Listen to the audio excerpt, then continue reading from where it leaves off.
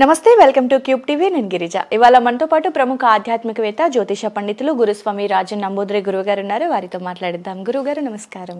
నమస్కారం అమ్మా. గురుగారు, మనం శకున శాస్త్రం అనేది ఒకటి ఉంటుంది, కానీ దాన్ని కొంతమంది మూఢనమ్మకంగా చెప్తారు, కొంతమంది నమ్ముతారన్నమాట. సో ఈ శకున శాస్త్రం మన నిత్య జీవితంలో అసలు ఏ విధంగా ఉపయోగపడుతుంది అంటారు? ఒక్కసారి తెలియజేస్తారా? తప్పకుండా. ముందుగా శ్రీ మహాగణపతి దేవతోపి నమః. చూసేవంటి వీక్షబంధకు నమస్కారం. అన్ని విధాలమైనటువంటి శుభం కలగాలి ప్రేక్షకులకు అందరూ కూడా. శకున శాస్త్రం అన్నటప్పటికీ మనము ఎన్నో రకాలమైనటువంటి మనకు శాస్త్రాలు చెప్తుంటాయి. తుమ్మిన, దగ్గిన, కన్ను, ఎడమ కన్ను కుడి కన్ను కొట్టుకోవడము, ఎడమ చేయి కొట్టుకోవడము, కాళ్ళకు దురద పెట్టడము, చేతులకు దురద పెట్టడము, ఇలాంటివన్నీ కూడా కొన్ని లక్షణాలు కనబడుతుంటాయి. ఇంకోటి ఏంటంటే ఈపు మధ్యలో కూడా దురద పెడుతుంటుంది. ఓకే. ఈపు మళ్ళీ దురద పెట్టడం వల్ల కూడా ఈపు మీద దెబ్బలు పడతాయి అనేసి ఒక సామెత ఉంది. ఓకే. ఈపు మీద దురదలు ఉంటే దెబ్బలు పడతాయి, గొడవలు అవుతాయి అన్నట్టుగా శాస్త్రం అనేది చెప్పడం ఉంది. అయితే ఈ శకుని శాస్త్రంలో ఏంటంటే పిల్లి అడ్డం రావటం. సో ఏదైనా మంచి కార్యానికి వెళ్తున్నారు, గృహప్రవేశానికో లేకపోతే పెళ్ళికి వెళ్తున్నారు, ఇంకేదైనా కార్యక్రమానికి వెళ్తున్నారు అనుకోండి, ఒక నల్ల పిల్లి ఎదురైంది అనుకోండి, ఇంకా మీరు ఆగిపోవాల్సిందే. పని అవ్వదు అస్సలు. చాలా డేంజర్ అది. అంటే ఇక ఇంటికి వచ్చేసి ఇక ఉండిపోవడమే. ఎందుకు గురుగారు అంటే ఎప్పుడైనా కూడా పిల్లి అంటే నార్మల్ పిల్లి పోయినా పర్వాలేదు, కానీ భయంకరమైనటువంటి నల్ల పిల్లి, అది కూడా బంగారపు రంగు ఉన్నటువంటి కన్ను ఉన్నటువంటి పిల్లి ఎదురైంది అనుకోండి, ఇమీడియట్గా మీరు ఆ కార్యం, ఆ డే, ఆ ప్రోగ్రామ్ స్టాప్ చేసుకోవాలి. అంటే గురుగారు, ఎదురుగా అంటే మనకి ఎదురుగా రావటమా, లేదంటే మనకి ఇలాగ జస్ట్ క్రాస్ అయినా కూడా ఎఫెక్ట్ చూపిస్తుంది, ఇమ్మీడియట్గా ఎఫెక్ట్ చూపిస్తుంది. అక్కడ జరగటం సంఘటనలు వేరవచ్చు, మీకు ఏదైనా కావచ్చు. కాకపోతే ఒక 2 గంటలు 3 గంటలు ఒక పొజిషన్ మార్చుకొని అప్పుడు ఏం చేయాలంటే మీరు వెళ్ళే రూట్ కాకుండా వేరే రూట్ నుంచి వెళ్ళాలి. ఇంటికి తిరిగి వచ్చి ఇంట్లో కూర్చొని, కొంతమంది ఏం చేసుకుంటారు, విత్డ్రా చేసుకుంటారు పిల్లి ఎదురైందని. కొంతమంది మొండి వాళ్ళు ఉంటారు, అది ఏముంది అండి మేము తప్పకుండా వెళ్తాము, ఒక గంట సేపు ఆగైనా వెళ్తామని చెప్పేసి అప్పుడు ఇంటికి వచ్చి మజ్జిగ తాగాలి. ప్రతి చూసిన వాళ్ళందరూ కూడా ఉన్న వాళ్ళంతా కూడా మజ్జిగ తాగాలి. ఆ మజ్జిగ తాగిన తర్వాత వెంటనే వెనక తిరిగి ఆ వెనుక భాగం నుంచి బయలుదేరాలి. అప్పుడు చాలా మంచిది. అప్పుడు కూడా మీరు వెళ్తున్నప్పుడు ఎవరైనా తుమ్మారు అనుకోండి, ఇంకా మొత్తానికి ఆ రోజు ఆపుకోవాలి ప్రోగ్రామ్.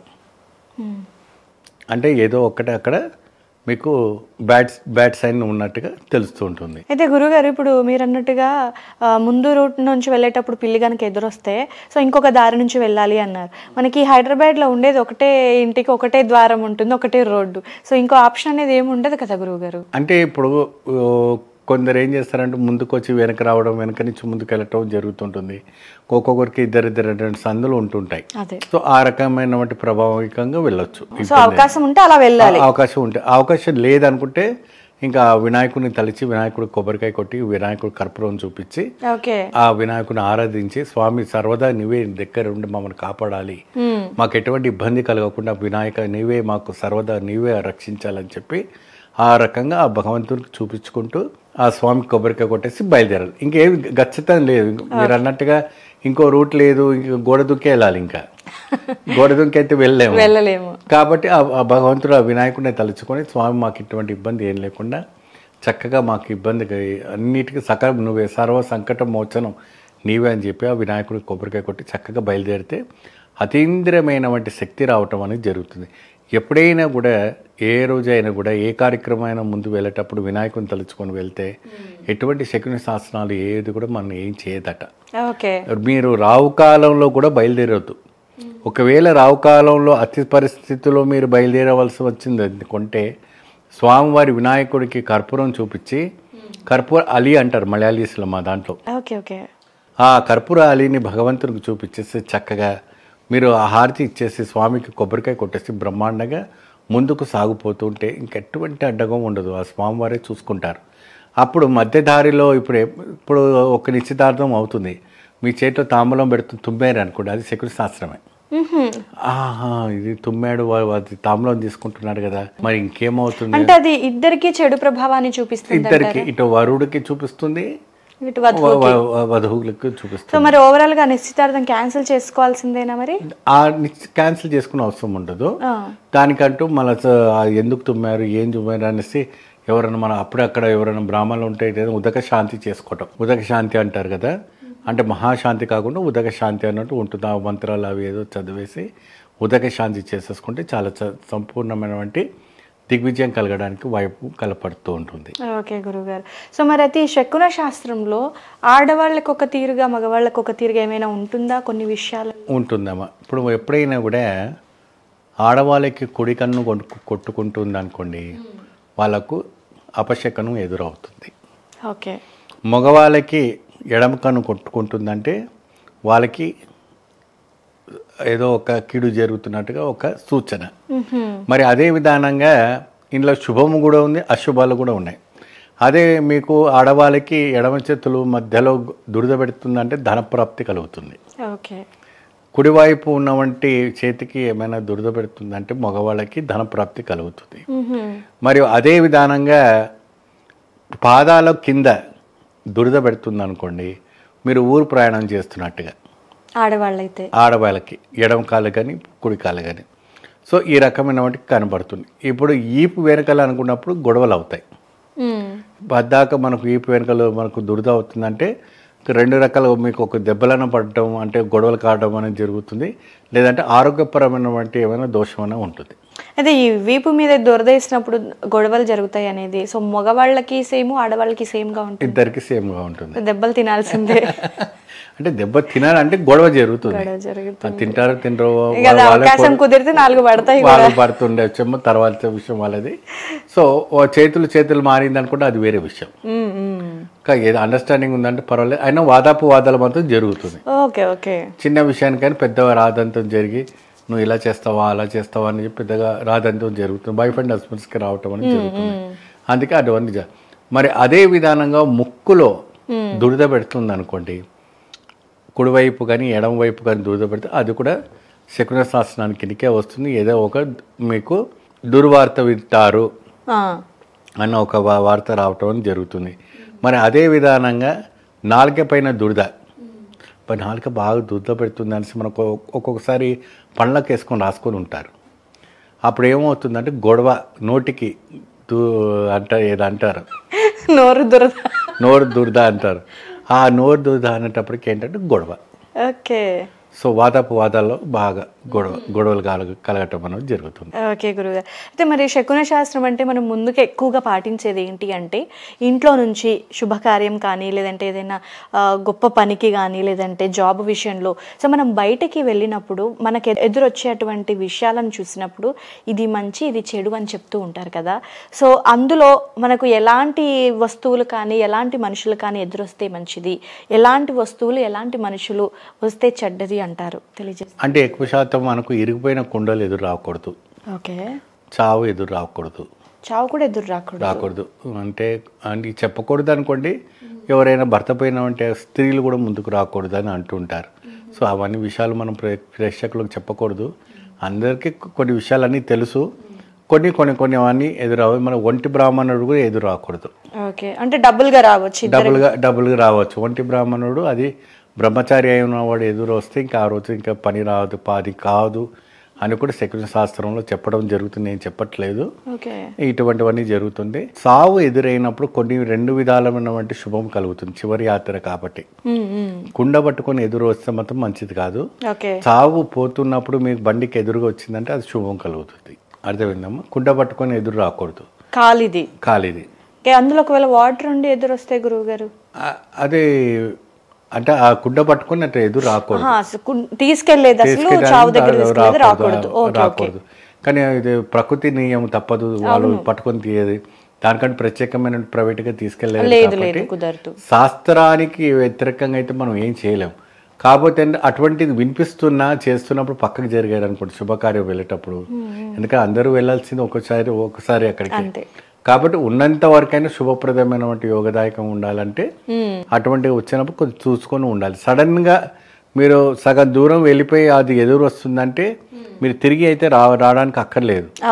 మీరు దగ్గర ఉన్నవంటి ఎక్కడైనా ఒక చిన్న ఆలయం ఉందనుకోండి, అక్కడ ఒక వెళ్ళి కాల్చేతులు కడుక్కొని అక్కడ ఆలయానికి నమస్కారం చేసుకొని బయలుదేరితే శుభం కలుగుతుంది. సో మరి ముఖ్యంగా ఎలాంటి వస్తువులు మనకి ఎదురొస్తే శుభం జరుగుతుంది? ఎక్కువ శాతం సుమంగళిలు ఎదురైనా, మాంగళ్య మంచి ముత్తైదు ఎదురైనా, ఆలయం నుంచి ఏదైనా మనకి పుష్పము, పువ్వులు అలాంటిదే ఎదురైనా కూడా చాలా విశేషమైనటువంటి ఫలితాలు లభిస్తాయి.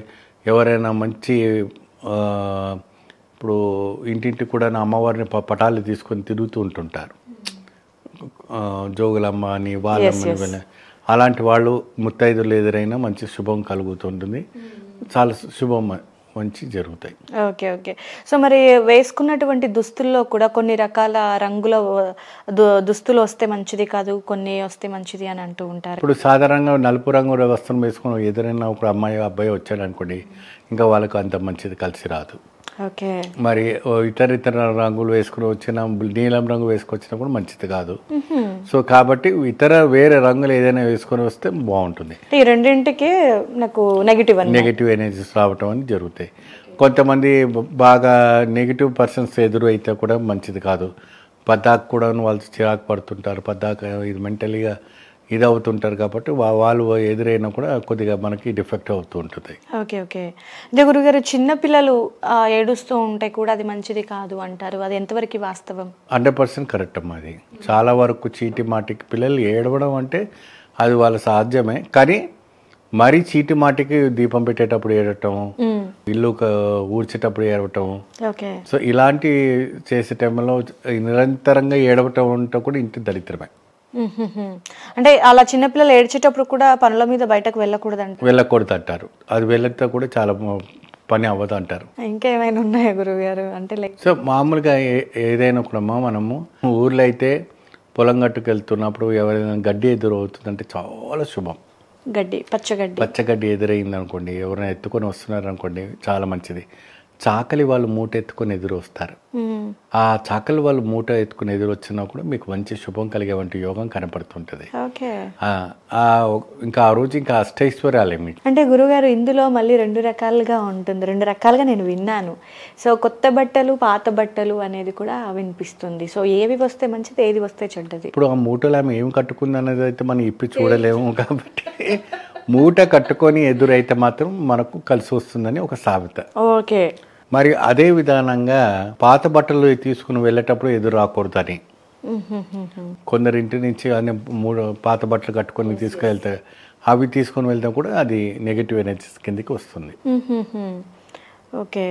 సో మరి మనకు ముఖ్యంగా చెప్పుకునేది ఏంటంటే కొన్ని రకాల అంటే లైక్ ఆవు విషయంలో చాలా శుభప్రదం అంటారు. చాలా ఆవు ఎదురైనా కూడా మంచి మేలు కలుగుతుంది. మన దున్నపోతూ రావద్దు, బర్రె ఎదురు రాకూడదు అంటుంటారు. ఆ బర్రె ఎదురు వచ్చినా కూడా చాలా శకనం అంటారు. ఓకే, నేను అది అడిగితే బాగోదు. ఓకే. ఆవు దూడ రావటం చాలా అద్భుతమైనటువంటి ఫలితం. బర్రె రాకూడదు, దున్నపోతు రాకూడదు, ఆంబోతు అసలు ఎదురు రాకూడదు. యముడు ఒక వాహనాలు కాబట్టి. మరి కుక్క విషయంలో గురువు గారు? శునకానికి ఇబ్బంది లేదు. శునకం ఈక్వల్ టు దత్తాత్రేయ అవతారం కాబట్టి అది వచ్చిన ఏం కాదు. పిల్లి ఎదురు రాకూడదు. పిల్లి, నల్ల పిల్లి కానీ శ్వేత పిల్లి కానీ ఏ పిల్లలు కూడా, మరి మేము పిల్లలు ఇంట్లో పెంచుకుంటాం కదండి అంటే అది పెంచుకోవడం వేరు. ఓకే, బయట ఎదురు పడ్డం వేరు. పెంచుకోవడానికి అన్ని పెట్స్ పెంచుకోవచ్చు, అన్ని ఇది చేసుకోవచ్చు, కానీ వేరు. Okay okay. అయితే గురుగారు, కొంతమంది ఎదురొచ్చినప్పుడు మంచి జరగలేదు అని అంటూ ఉంటారు. సో వాళ్ళు మళ్ళీ ఉన్నప్పుడు వీళ్ళు ముఖ్యమైన పనికి వెళ్ళాల్సి వస్తుంది, బట్ వాళ్ళే ఎదురుగా వస్తున్నారు అనుకోండి. సో అప్పుడు ప్రత్యామ్నాయం ఏమైనా ఉంటుందా? అసలు ఏముంటుందమ్మా, కాస్త పటిక బెల్ల నోట్లో వేసుకొని వెళ్ళాలి. ఓకే, పటిక బెల్ల నోట్లో వేసుకుంటే సరిపోతుంది. సో ఇంటికి వచ్చి పటిక బెల్లం వేసుకొని వెళ్ళాలి. ఓకే. సో ఇంకొకటి గురుగారు, నేను విన్నది ఏంటంటే తల విరబూసుకొని ఎవరైనా మనకు ఉంటే, సో మనం బయలుదేరే ముందు ఎవరైనా మనకు అలా ఎదురు పడితే వెళ్ళకూడదు అంటారు. సో అది నిజమేనా? ఒకవేళ వెళ్తే ఏం జరుగుతుంది? వెళ్తే అపశకనమే అవుతుంది, వెళ్ళిన పని అవ్వదు. ఎందుకు జ్యేష్ఠాదేవి కాబట్టి ఆ ఒక దరిద్ర దేవత ఎదురవుతున్నట్టుగా లెక్క. సో అట్లా ఎవరు కనిపించిన దరిద్ర దేవతలే అని మనం ఎవరిని నిందించలేము, కానీ ఆ ఒక వెంట్రుకలు విరబూసుకుని ఎదురు కనబడితే ఈ రోజులో అదే ఫ్యాషన్ అయిపోయింది. అంటే ఇది ప్రొఫెషనల్, కానీ మామూలుగా ఇంటి దగ్గర అలా ఉంటారు కావాలని చాలా మంది విరబూసుకొని ఉంటారు. గుమ్మం మీద కూర్చొని పెయిన్లు చూస్తారు, చుండ్లు చూస్తారు. సో రకరకాలుగా చూస్తుంటారు కాబట్టి ఇది కరెక్ట్ కాదు అంటారు. కరెక్ట్ కాదు. ఓకే ఓకే గురుగారు. నెత్తి మీద దువ్వన కూర్చొని దువ్వుకొని ఉంటారు కాబట్టి అది అంత మంచిది కాదు. అటువంటి వాళ్ళు ఎదురు అవ్వకూడదు కూడా అంటారు. తర్వాత ముట్లు కొట్టడం, చేతులు ముట్లు కొడతారు కదా, అవి కొట్టడం కూడా మంచిది కాదు బయలుదేరే ముందు. ఓకే. పద్దాక కొంతమంది నోరు మీద గోర్లు పెట్టి కొరికి ఇట్లా ఉంచుతారు, మన ముందే వెళ్తుంటే ఉంచుతూ ఉంటారు. అది కూడా మంచి శకునం కాదు. ఓకే. శకున శాస్త్రంలో 365 శకున శాస్త్రాలు ఉన్నాయి. దాంట్లో ఏమని చెప్పమంటారు, ఏదని చెప్పమంటారు బ్రహ్మ, అవన్నీ చెప్తే ఇంకా ప్రేక్షకులు డోర్ నుంచి బయటకు వెళ్ళారు. ఇంకా అది ఒక భయం స్టార్ట్ అవుతుంది. కాబట్టి ప్రకృతిలో ఇది ఒకటి నియమ నిబంధనలుగా అనుకొని మనం వెళ్ళాలి. కానీ వీటిని కొంతమంది మూఢనమ్మకాలుగా పరిగణిస్తూ ఉంటారు, అస్సలు నమ్మరు, అది ఎంతవరకు అనేది అంటూ ఉంటారు కదా. అనుభవించే వాళ్ళకి తెలుస్తుంది కదమ్మా. అది అబ్జర్వ్ చెయ్యాలి అంటారా ఎవరైనా? తప్పకుండా. ఇప్పుడు మీరు పిల్లి దాటిన తర్వాత వెంటనే వెళ్ళండి, మీకు ఏదైనా యాక్సిడెంట్ అవుతుంది, లేదంటే ఏదైనా గొడవ అవుతుంది, లేదంటే ఆ రోజు అంతా ప్రోగ్రామ్ అంతా క్యాన్సిల్ అవుతుంది. సో ఇటువంటివన్నీ జరుగుతాయి. ఓకే గురుగారు. సో ఈ శకున శాస్త్రం అనేది ఒకటి ఉంది. సో అది అందరికీ తెలిసినా కూడా సో నమ్మే వాళ్ళ ఇష్టం నమ్ముతారు, సో కొందరికి ఇష్టం లేని వాళ్ళు నమ్మరు. సో బట్ ఇందులో మనకి ఎలాంటి విషయాలలో మంచి, ఎలాంటి విషయాలలో చెడ్డది అనే విషయాలని చాలా క్లియర్గా తెలియజేశారు వీక్షకుల కోసం. ధన్యవాదాలు గురువుగారు. నమస్కారం.